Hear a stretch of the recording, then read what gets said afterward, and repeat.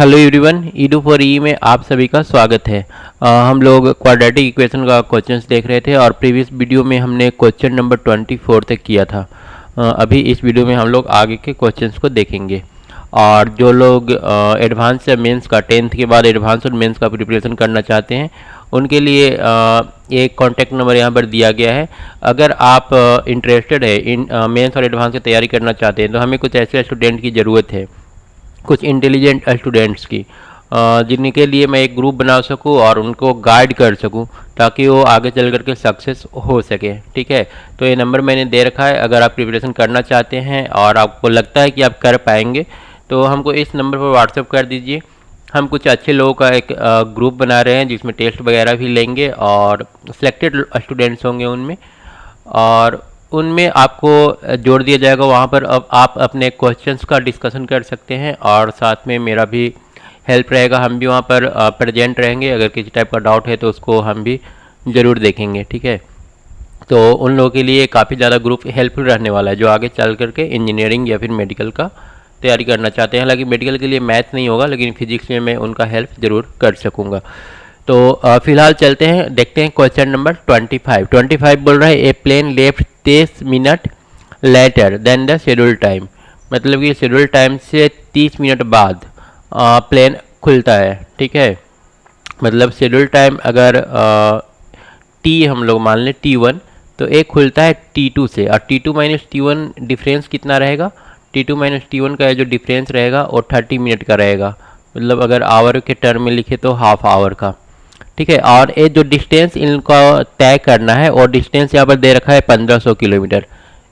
इसको मतलब प्लेन को 1500 किलोमीटर ही जाना है। ठीक है, अब ये 30 मिनट लेट से स्टार्ट करते हैं प्लेन, मतलब 30 मिनट बाद और डेस्टिनेशन पर पहुंच जाते हैं। तो पूछा है आगे चल करके 1500 kilometre away it has to increase speed by 250 kilometre per hour. तो जब इन्होंने आधा घंटा लेट से प्लेन को खोला तो इनको जो स्पीड है वो ऑब्वियसली बढ़ाना पड़ जाएगा तभी वो पहुंच सकेंगे। तो स्पीड को 250 किलोमीटर पर आवर बढ़ा दिया गया है। तो इसका ओरिजिनल स्पीड क्या था ये पूछा गया है। तो इनिशियली मान करके चल रहे हैं कि इनका जो मतलब प्लेन का इनिशियल स्पीड था वो x किलोमीटर पर आवर था। तो अगर x किलोमीटर पर आवर से हो जाएंगे तो उनको ज़्यादा टाइम लगेगा, मतलब प्लेन को ज़्यादा समय लग जाएगा। तो ज़्यादा समय वाला हम लोग का कौन सा है? T2 है। तो T2 हम लोग निकाल सकते हैं डिस्टेंस बटा वेलोसिटी करके। तो 1500 बटा वेलोसिटी x माइनस T1 को आधा घंटा कम लगा है तो T1 इसका जो स्पीड होगा वो कितना हो जाएगा? x प्लस 250, क्योंकि 250 किलोमीटर पर आवर स्पीड को बढ़ाना पड़ा जब ये लेट से खोले। तो इनको जानने में ऑब्वियसली कम टाइम लगेगा क्योंकि स्पीड ज़्यादा हो गया है। और ये जो T1 होगा हम लोग का वो कितना हो जाएगा? 1500 बटा x प्लस 250, और एक कुल मिलाकर कितना आने वाला है? 1/2। अब हम लोग कर क्या सकते हैं, यहाँ पर 1500 कॉमन ले लेते हैं और कॉमन लेकर के 2 के नीचे उसको रख लेते हैं। ठीक है, 1500 या फिर 1500 और कॉमन लेकर के, और बाकी जो टर्म बचा उसके लिए हम लोग एलसीएम ले लेते हैं x इंटू एक्स प्लस 250। तो 1500 तो बाहर चला गया, हम लोग को अब डायरेक्ट यहाँ पर x प्लस 250 रखना है और माइनस x रखना है, क्योंकि अब ये 1/x माइनस 1/x प्लस 250 हो गया। 1500 ऑलरेडी बाहर ले चुके हैं तो इतना इज इक्वल टू 1/2 हो जाएगा। यहाँ से x और x कैंसिल होगा।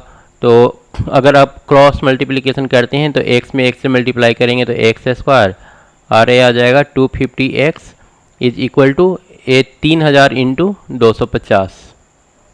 1500 में 2 से करें तो 1500 में 2 से करेंगे तो 3000 मिलेगा, और इसमें फिर 250 से मल्टीप्लाई हो जाएगा।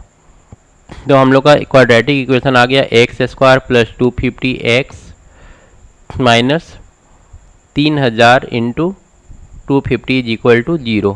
अब यहाँ से हमको या तो मिडिल टर्म ब्रेक करना है या फिर फार्मूला यूज करके इसको सॉल्व करना है। अब हम लोग को इसको इस तरह से फैक्टराइज करना है कि यहाँ पर एडिशन या फिर डिफरेंस 250 का आ जाए।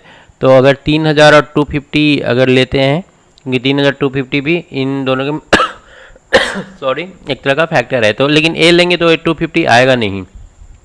हम क्या करते हैं कि इसको 1500 बना देते हैं, 3000 को लिख देते हैं 1500 इंटू 2 या फिर 1500 इंटू 500, अगर इस टाइप से लेते हैं तो भी 250 हम लोग का आ नहीं रहा है। तो एक काम करते हैं, इसको 750 कर लेते हैं और इसको 1000 करते हैं, क्योंकि 750 1000 भी करेंगे तो 3000 इंटू 250 ही आएगा। मतलब इसमें से 4 निकाल करके 3000 में से और 250 में मल्टीप्लाई कर दिए तो 1000 हो गया। तो अभी देख रहे हैं कि 1000 और 750 का जो डिफरेंस है और 250 आ जा रहा है। तो हम लोग लिख लेंगे x square plus 1000 x minus 750 x minus 3000 into 250 is equal to 0। Second option है, अगर आप फार्मूला से सॉल्व करना चाहते हैं तो फार्मूला से भी सॉल्व कर सकते हैं, थोड़ा सा कैलकुलेशन करना पड़ेगा, ठीक है। और 0 0 है काफ़ी ज़्यादा, तो आई थिंक हो जाएगा उससे भी। तो यहाँ से अगर x हम लोग कॉमन लेंगे तो x प्लस 1000 और यहाँ से माइनस 750 कॉमन लेंगे तो x प्लस 1000 आ जाएगा। क्यों? क्योंकि ये 75,000 25 में 3 से मल्टीप्लाई करेंगे तो 75 और 75 पर 4 जीरो, यहाँ पर भी वही आ रहा है 75 पर 4 जीरो, मतलब हम लोग का जो कॉमन हमने जो लिया है वो हमारा सही है। तो यहाँ से x का वैल्यू एक आ रहा है 750 और एक आ रहा है माइनस 1000। तो हम लोग आंसर कौन सा ले लेंगे? 750 हम लोग का सही आंसर हो जाएगा। तो इस तरह से हम लोग का क्वेश्चन नंबर 25 कंप्लीट हुआ। इसके बाद आते हैं हम क्वेश्चन नंबर 26 पर। क्वेश्चन नंबर 26 बोल रहा है a boat take 1 hour longer to go 36 kilometre up a river then a return. मतलब एक रिवर है, रिवर का टोटल डिस्टेंस कितना है, जो डिस्टेंस तय करना है वो 36 किलोमीटर है। तो मान लेते हैं रिवर का पानी का जो डायरेक्शन है इधर है, तो वो पानी के डायरेक्शन में जाता है नाव और उसके बाद फिर वापस पानी के अपोजिट डायरेक्शन में चल करके वापस रिटर्न आता है। तो इसको ज़्यादा टाइम किस में लगेगा, जाने में या फिर आने में? तो ऑब्वियसली अगर करंट का धारा का डायरेक्शन इधर है तो वापस रिटर्न होने में इसको ज़्यादा समय लगेगा। तो T2 हम लोग के नाव का रिटर्निंग का टाइम होगा और T1 हमारा जो होगा वो जाने का टाइम होगा, जब धारा के साथ है जा रहा होगा। और इन दोनों का जो डिफरेंस है वो कितना है? 1 आवर का है, ठीक है। तो अब हम लोग को T2 और T1 निकाल लेना है। अब यहाँ पर धारा का स्पीड दे रखा है कि 3 किलोमीटर पर आवर है, तो हम लोग नाव का स्पीड x मान लेते हैं, बोट का स्पीड हम लोग मान लेते हैं x, और करंट का स्पीड यहाँ पर दे रखा है रिवर फ्लो एट ए 3 किलोमीटर पर आवर। तो स्पीड ऑफ करंट वाटर हम लोग लिख लेते हैं, यहाँ पर हम लोग को दे रखा है 3 किलोमीटर पर आवर। तो अगर ए धारा के साथ जाएगा तो रिलेटिव स्पीड कितना हो जाएगा? Relative speed of boat in direction of current. Current के डायरेक्शन में अगर जाएगा तो ऑब्वियसली नाव तेज जाएगा, क्योंकि उस समय इसका जो वाटर का स्पीड है वो भी उसको हेल्प करेगा। तो उस टाइम इसका स्पीड हो जाएगा x प्लस 3। लेकिन अपोजिट डायरेक्शन में क्या हो जाएगा? Speed in opposite direction. Opposite direction में हमारा जो स्पीड है वो हो जाएगा x माइनस 3। अब x और 3 में ज़्यादा कौन सा होगा? यहाँ पर नाव का स्पीड ज़्यादा होगा या फिर करंट का स्पीड? तो ऑब्वियसली नाव का स्पीड ज़्यादा लेना होगा। 3 माइनस एक्स नहीं लिख सकते हैं, x माइनस 3 लिखना होगा, क्योंकि नाव का स्पीड ज़्यादा है तभी ये रिटर्न हो पाएगा, नहीं तो फिर वो रिटर्न नहीं हो पाएगा। तो रिटर्न होते समय इसका जो स्पीड होगा ये होगा। अब समय बराबर हम लोग क्या जानते हैं? डिस्टेंस 36 बटा वेलोसिटी। अब T2 हमारे रिटर्न होने का टाइम था, तो रिटर्न होने वाला में हम लोग x माइनस 3 लिखेंगे और माइनस 36 बटा जब जा रहा था तो x प्लस 3। ऑब्वियसली ये वैल्यू हम लोग का ज़्यादा है तो ये कम आएगा और a वाला वैल्यू 36 बटा x माइनस 3 ज़्यादा होगा, ठीक है। तो a हम लोग का इक्वल होगा 1 के। अब इस इक्वेशन को ही हम लोग को सॉल्व कर लेना है। तो फिर से यहाँ से चाहे तो हम लोग 36 कॉमन ले सकते हैं, तो ये हो जाएगा 1 बटा एक्स माइनस 3 माइनस 1 बटा x plus 3 is equal to 1 by 36। 36 को कॉमन लेकर के हम लोग राइट साइड में लिख लिए। अब एलसीएम ले लेते हैं दोनों का, तो x minus 3 into x plus 3 यहाँ पर हो जाएगा और ऊपर में हो जाएगा एक्स प्लस 3 और minus x minus 3 is equal to 1/36। तो यहाँ से हम लोग को मिल रहा है एक्स स्क्वायर माइनस 9 नीचे में, और ऊपर में हम लोग का एक्स एक्स कैंसिल होगा और 3 और 3 6 हो जाएगा, इज इक्वल टू 1/36। तो हम लोग का इक्वेशन बन गया एक्स स्क्वायर माइनस 9 और is equal to x square minus 9 is equal to 36 into 6। तो उसको अगर इस तरफ लेना है तो माइनस करके 36 इंटू 6 ले लेंगे, इज इक्वल टू 0। अब इसके फैक्टर से हम लोग को 9 लेकर के आना है, तो 36 इंटू 6 को और क्या हम लोग लिख सकते हैं, 18 इंटू 12 भी लिख सकते हैं। ठीक है, 36 को आधा कर दिया और 6 को 2 से मल्टीप्लाई कर दिए, तो 18 इंटू 12 लिख सकते हैं। लेकिन 12 और 18 लिखेंगे तो भी हम लोग का ए बीच वाला टर्म यहाँ पर बीच वाले टर्म में हम लोग का एक्स नहीं है, तो हम लोग को मिडिल टर्म ब्रेक करने की ज़रूरत है नहीं, इसको हम लोग ऐसे ही सॉल्व कर लेंगे। ये आ जाएगा एक्स स्क्वायर माइनस 9 माइनस इन दोनों को मल्टीप्लाई कर लेंगे तो 216 होगा और इज इक्वल टू 0। तो ये आ जाएगा x square minus 225 is equal to 0। तो एक्स बराबर आ जाएगा हम लोग का प्लस माइनस 15। तो हम लोग पॉजिटिव साइन लेंगे यहाँ पर, तो हम लोग का एक्स का वैल्यू कितना आ गया 15। तो ये हम लोग का बोट का स्पीड होगा, बोट का स्पीड स्थिर जल में 15 किलोमीटर पर आवर होगा। हम लोग का अगला क्वेश्चन है question number 27। A man purchase some horse मान लेते हैं number of horse is x horse उसने मान लिया, उसने परचेज किया था। Purchase some horse for RS 3000। तो टोटल इसको जो कॉस्ट पड़ा इसको हम CP नाम दे देते हैं, वो हम लोग को पड़ा टोटल 3000। 3000 में कुछ हॉर्स एक आदमी ने खरीदा। 3 of them died and he sold the rest at 65 more than what he paid for each horse। अब each horse total x number of horse था और उसने खरीदा था 3000 में, तो CP ऑफ 1 हॉर्स कितना हो जाएगा, CP ऑफ 1 हॉर्स। तो ये हम लोग का हो जाएगा 3000 डिवाइडेड बाई x, इतना हो जाएगा। अब बोल रहा है कि सेलिंग प्राइस जो है प्रत्येक हॉर्स का वो है 3000 डिवाइडेड बाई एक्स प्लस 65 ज़्यादा लेकर के उसको बेचा गया है। तब यहाँ पर जो प्रॉफिट हो रहा है, गेन हो रहा है, वो 6% हो रहा है।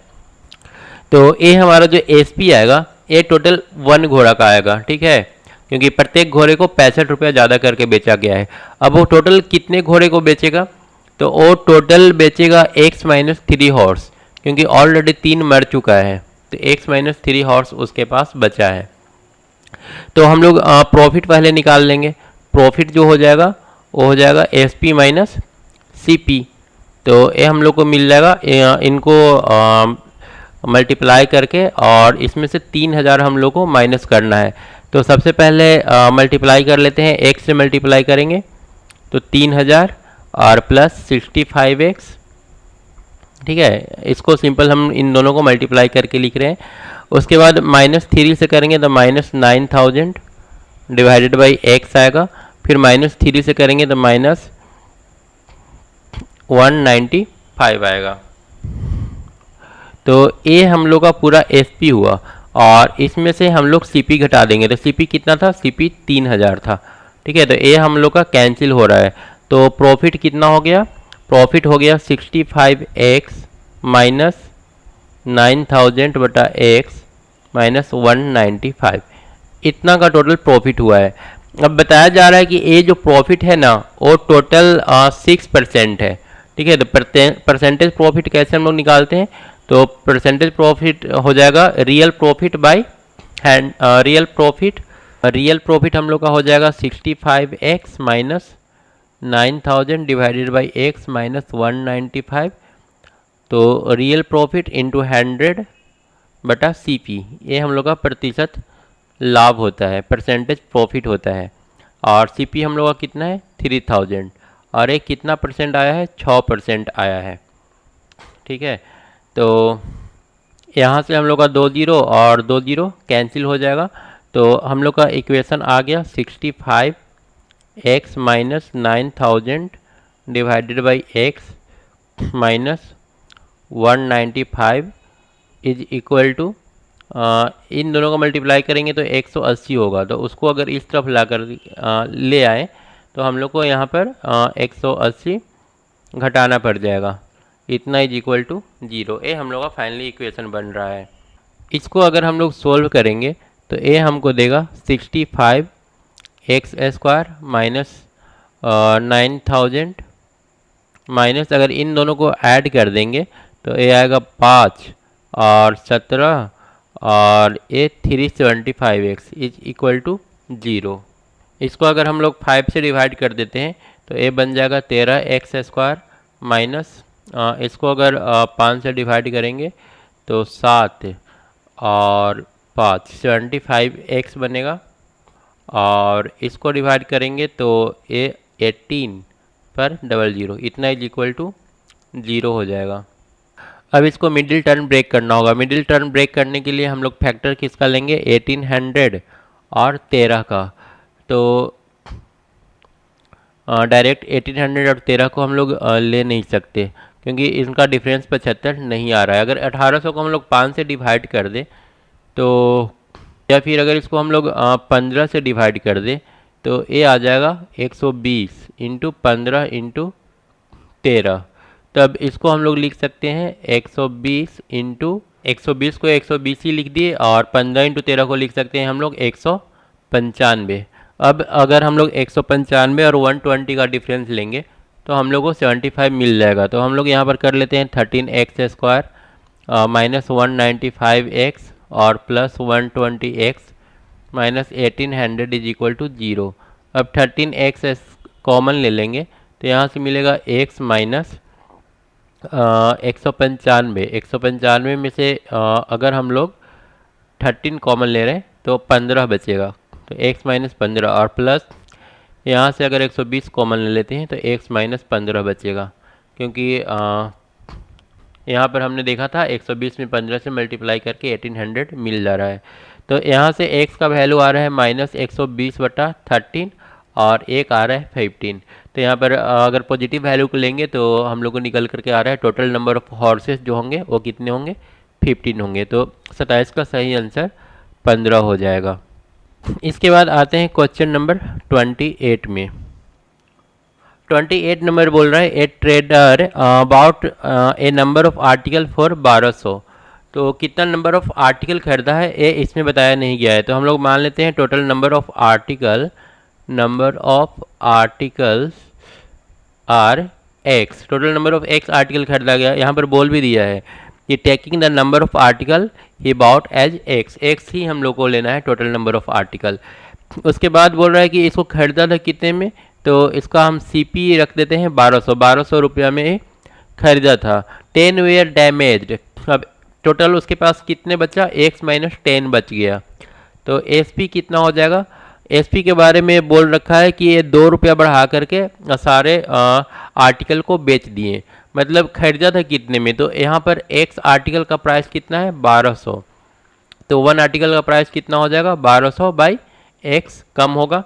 और यहाँ पर टोटल कितने आर्टिकल हैं, टोटल आर्टिकल बचे हैं उसके पास x माइनस 10, ठीक है। तो x माइनस 10, हालांकि एक का प्राइस उसका खरीदा मतलब जितने में वो प्राइस है 1200/x, वो 1200/x में पर आर्टिकल खरीदा था, लेकिन अब उसको बेच रहा है 2 रुपया बढ़ा करके। और टोटल कितने आर्टिकल बेचे हैं, टोटल x माइनस 10 आर्टिकल बेचे हैं। तो अब सेलिंग प्राइस टोटल इतना हो जाएगा। अब इसको हम थोड़ा मल्टीप्लाई कर लेते हैं तो ये आ जाएगा 1200, x से मल्टीप्लाई करेंगे प्लस 2x, फिर माइनस 10 से करेंगे तो माइनस 1200 डिवाइडेड बाई x, और फिर माइनस 10 से करेंगे तो माइनस हो जाएगा 20। अब इसको हम लोग SP रहने देते हैं। अब हम लोग को बोल रहा है कि टोटल जो प्रॉफिट हुआ है वो 60 रुपये का हुआ है। तो प्रॉफिट हम लोग जानते हैं वो क्या होता है, SP माइनस CP होता है, जो कि 60 रुपये दे रखा है। तो SP माइनस CP करेंगे तो 1200 और 1200 हम लोग का कैंसिल हो जाएगा, बच जाएगा 2x minus 12,000 by x minus 20 is equal to 60। तो यहाँ से हम लोग को मिल रहा है 2x² माइनस 12,000 माइनस 60, इस तरफ लेकर के आएंगे 60 को, तो 60 और 20 टोटल कितना हो जाएगा, 80x हो जाएगा। ठीक है, तो ये हम लोग को टोटल 0 के बराबर। अब इसको हम लोग 2 से डिवाइड कर देंगे तो ये बन जाएगा x², उसके बाद माइनस 40x और माइनस 12,000 का आधा हो जाएगा 6,000 इज इक्वल टू 0। तो हम लोग को यहाँ पर बोला था इक्वेशन बनाने के लिए, तो हम लोग का इक्वेशन ए हो जाएगा। अब यहाँ से x का वैल्यू हम लोग को निकालना है, तो x का वैल्यू निकालने के लिए हम एक बार फिर से इसको क्या करेंगे, मिडिल टर्म ब्रेक करेंगे। तो मिडिल टर्म ब्रेक करने के लिए 6,000 का डिफरेंट जो फैक्टर हो सकता है वो हम लोग को लेकर के आना होगा। तो 6,000 का अगर हम लोग फैक्टर करेंगे तो एक फैक्टर इसका 100 इंटू 60 भी है, 60 इंटू 100 भी 6,000 होता है। तो और 100 में से 60 40 आ भी जा रहा है, तो हम लोग इसी को यूज कर लेंगे, x² माइनस 100x और प्लस 60x और माइनस 6,000 इज इक्वल टू 0। अब हम लोग क्या करेंगे, इसमें x कॉमन ले लेंगे। तो x अगर कॉमन लेंगे यहाँ से, तो x कॉमन लेंगे तो x माइनस 100 बचेगा और प्लस 60 कॉमन लेंगे तो x माइनस 100 बचेगा और a ओवरऑल मिलाकर के हम लोग कितना देगा, 0 देगा। तो यहाँ से देख रहे हैं हम लोग को x बराबर एक मिल रहा है माइनस 60 और दूसरा मिल रहा है 100। तो हम लोग का आंसर कितना हो जाएगा, 100। ये हम लोग का आंसर हो जाएगा, ये दोनों आंसर हो जाएगा। एक क्वाड्रेटिक इक्वेशन हो गया और ये हम लोग का आंसर हो गया। तो ये था पूरा डिस्कशन क्वाड्रेटिक इक्वेशन का। किसी तरह का डाउट रहे तो आप व्हाट्सएप करके इस पर पूछ सकते हैं। और मैंने बोल रखा है कि हमें एक ग्रुप का रिक्वायरमेंट है, ठीक है, जो मेंस और जिससे मैं एडवांस और मेंस के लिए प्रिपेयर कर सकूं। तो आप लोग अगर इंटरेस्टेड हैं तो इस नंबर पर जो मैंने स्टार्टिंग में दे रखा था इस पर व्हाट्सएप ज़रूर कीजिएगा। तो फिलहाल इस वीडियो को क्लोज करते हैं। Thank you.